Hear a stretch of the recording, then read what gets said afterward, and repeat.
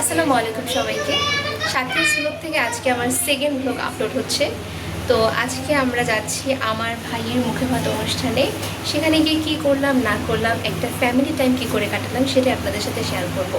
আশা করছি আপনারা কোনো স্কিপ না করে পুরো ভিডিওটা শেষ পর্যন্ত দেখবেন, আর যদি ভালো থাকে অবশ্যই সাবস্ক্রাইব করে দেবেন। এরপর আমরা চলে এসেছি আমাদের প্রোগ্রাম প্লেসে। আর দেখুন ডেকোরেশনটাও বেশ সুন্দর হয়েছে। শুধু তাই নয়, ডালাটাও অনেক বেশি আকর্ষণীয় ছিল। এখানে তার যা যা আর কি দেওয়া লাগে সেই মুখে ভাতের জন্য সব কিছু দেওয়া হয়েছে। আর এই কেকটা তো এত টেস্ট ছিল। এদিকে ক্যামেরাম্যান শ্যুট নিচ্ছিল। বাচ্চাদের নিয়ে ফটোশ্যুট করা আসলেই অনেক টাফ।